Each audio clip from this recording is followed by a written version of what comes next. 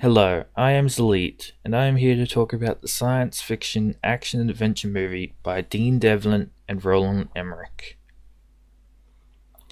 Stargate is about a team of adventurers that go through the Stargate from Earth to Abydos. Now, as we know from SG-1, this planet was placed to be one of the closest planets to Earth in the Stargate network. So, who do we have going through the gate this time? We have Kurt Russell playing O'Neill in this one, which nowhere near as good as in SG-1, but I don't know, let's talk about Kurt Russell for a minute. He's pretty much your average soldier in an action movie. He's really bland and boring. Not really that good, but to give him credit, his character is probably much more suited for actually kicking gold ass rather than O'Neill from the series, who tends to usually just make a joke instead of shooting the enemy, which does sometimes tend to be a problem. This movie obviously doesn't have Teal'c or Samantha Carter or any of the characters we know and love, but it does have Daniel Jackson in it, with James Spader playing him, which, as we know from the TV series, Daniel Jackson goes from pretty much a nerdy scientist to actually being somewhat competent as a soldier. So, stands to reason in this movie he ain't very good at fighting. But from a more peaceful perspective, being a translator and an Egyptologist, he does a pretty good job.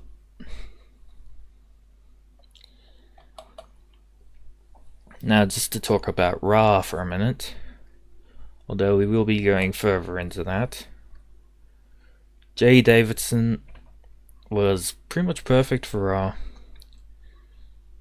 And even though he was a lot more cooler, I feel, in The Mask, Jay Davidson playing as the unmasked Ra did a pretty good, decent job. Especially since never really spoke English in the movie, because they were still playing that whole otherworld thing, which they abandoned for SG-1 for some reason, storytelling purposes. So, about Ra's history from SG-1 just before this movie, we have him being in an Asgard host. The Asgard host being Famrir, who apparently was rescued by Tok'ra. So that's how he ended up going from there to Earth. The reason I'm mentioning this is because of the obvious retcon at the end. The reason I'm skipping to the end is because that's one of the more interesting things, I feel. It's a retcon, obviously, but it's still interesting.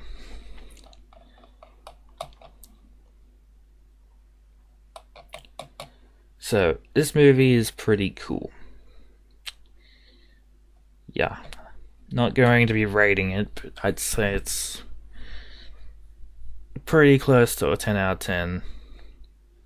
At least for those that are interested in Stargate. When compared with the SG-1 movies, I'd say this still stands up as probably one of the better ones, if not the best. But it is pretty old. So, in this movie, instead of a Hatak, we've got a Cheops class warship, which is Ra's pyramid ship, which was shown a little in the show, but nowhere really important.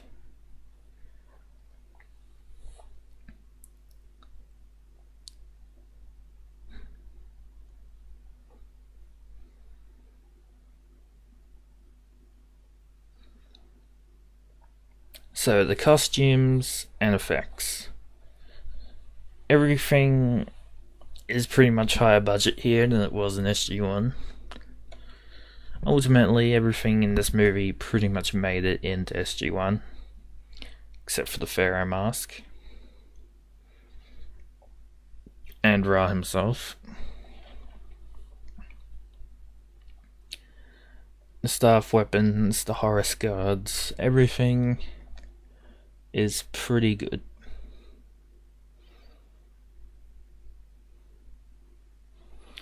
The Stargate itself is much more higher budget in this, as opposed to the SG1 series.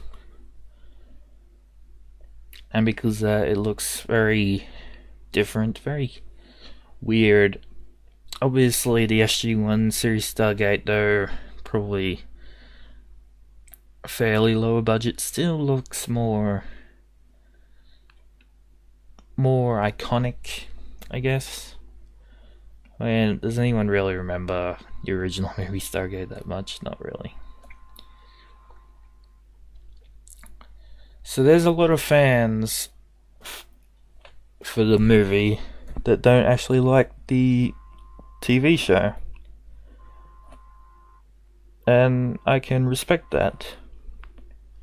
Even though I personally see the Stargate movie as a prequel to the TV series, I can accept it. And I actually have read some of the books that continue on from the movie in a movie universe kind of way, and they're not the best books, but I found them interesting regardless.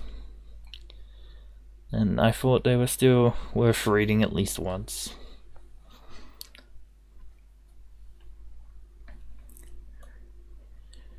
To talk about the actors and actresses in this movie, they are pretty decent. They play their roles reasonably well. Especially the person who plays Kusuf. I love that character. I love that actor in pretty much every movie, but he likes these Egyptian movies, it seems.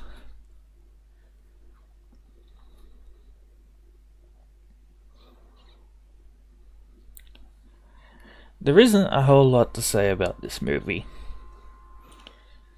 It's pretty much 2 hours long. It's just a classic science fiction movie.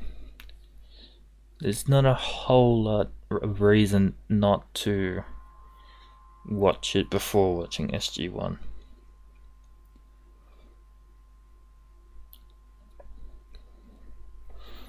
Instead of Death Gliders, it has Udajit, which are pretty much Death Gliders but without a canopy. And they can't go into space, supposedly, which is a bit not exactly the best. You don't really want fighters that can only go into the sky aboard your spaceship. Doesn't really make a lot of sense.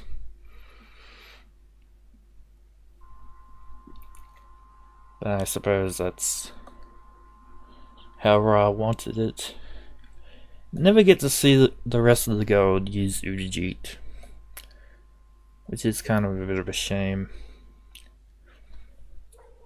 Ra is depicted as Supreme System Lord in the show, though in the movie you get the feeling that he'd be much more suited as a minor gold with very little power.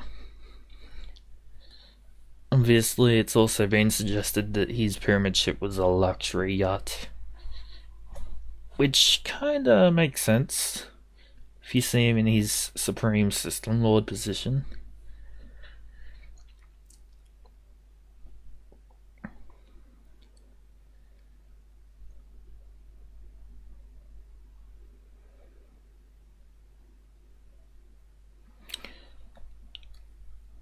I'm not sure if people consider Ra to be their favorite, but as a gold, he is definitely very unique and much more Egyptian-y than the rest of the Egyptian-based system lords. Apophis, when he first showed up, was much more science fiction-y, whereas Ra wears old robes, including a pharaoh mask, which suits him quite well.